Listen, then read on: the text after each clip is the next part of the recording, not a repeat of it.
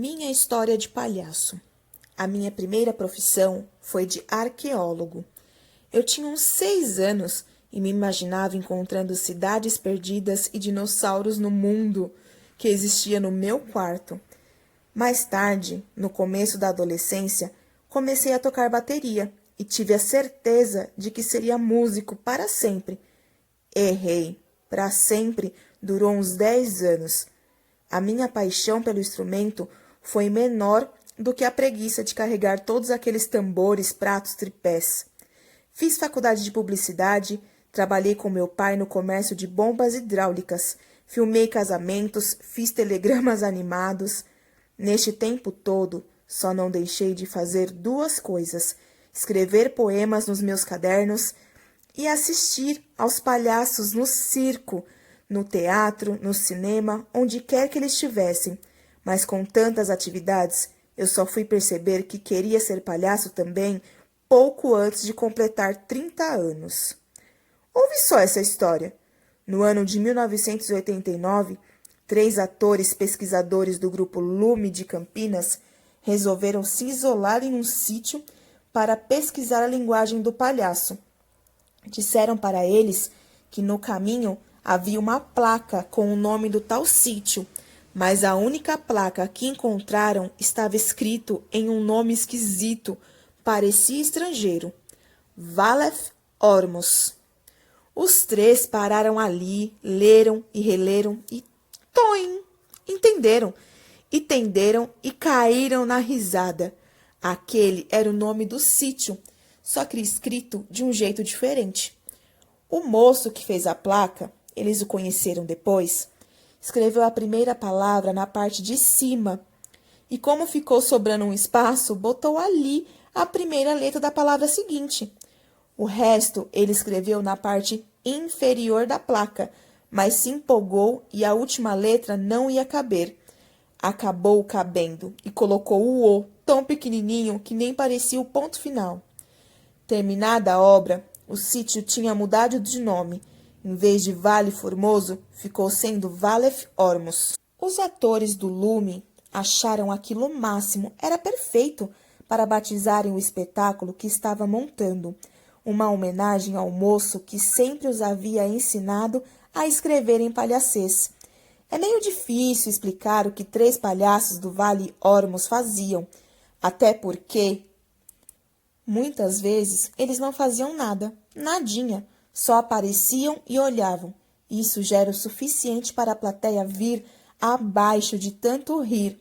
Saí do espetáculo tão emocionado com a verdade que eles passavam no olhar que quando cheguei em casa já tinha decidido. Eu queria ser palhaço também, só não sabia que no meio do meu caminho tinha um susto e uma surpresa. O susto. Mais ou menos um mês depois daquela decisão, recebi a notícia por telefone. O Luiz Otávio Burner tinha morrido. Eu não o conhecia pessoalmente, mas sabia o nome dele. Mas fiquei com a perna bamba. Ele era um dos 3 palhaços do Valeth Ormus, o mestre dos outros 2. A primeira coisa que senti, confesso, foi muito feia, muito egoísta. Enquanto ouvi a notícia, não pensei na morte de um moço tão jovem, nem nas pessoas que ele poderia estar deixando, nada disso. Só pensava que nunca mais poderia assistir aquele espetáculo. Desliguei o telefone, achando que nunca mais veria os outros 2 palhaços também. Menos de 3 meses depois, eu teria uma grande surpresa. A surpresa. Ainda estava triste com a morte de Luiz Otávio Burner quando recebi a notícia. Os outros 2 palhaços do Valeth Ormus não só continuariam a trabalhar juntos, como haviam decidido ajudar mais pessoas a descobrir como ser palhaço.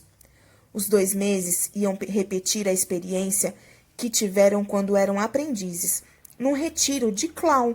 As inscrições estavam abertas.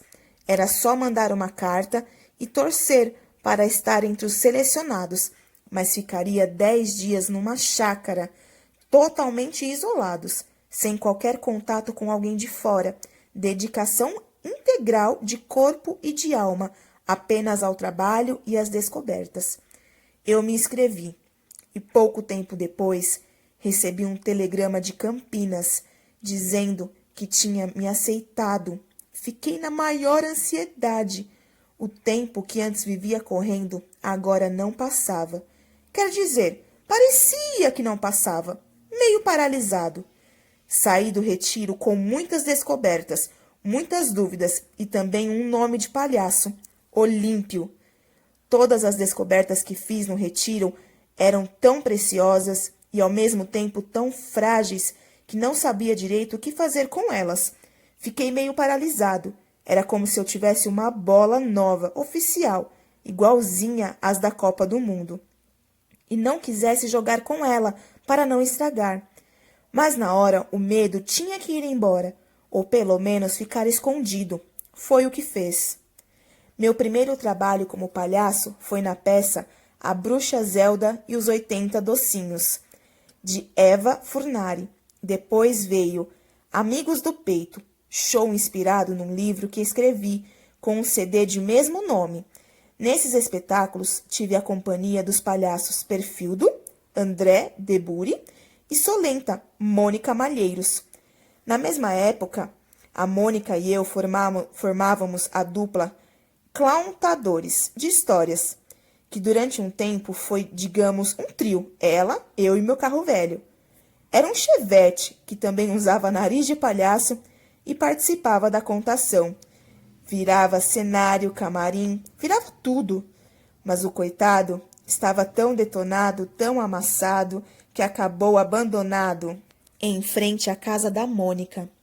Mas deixe o Chevette para lá e vamos em frente, coisa que muitas vezes ele se recusava a fazer. Hoje a Mônica, a Melissa Guimarães, palhaça Valentina e eu formamos o grupo Los Patos. Entre todos os espetáculos, ele poderia ser chamado de brincadeira, porque é um grande jogo em que a plateia se diverte para valer.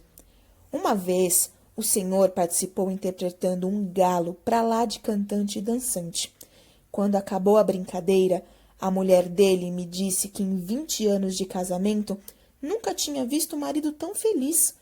Ela nem sabe, mas naquela hora quem ficou feliz mesmo fui eu. Depois de ter feito tanta coisa na vida, finalmente tinha a certeza de que palhaço eu seria para sempre.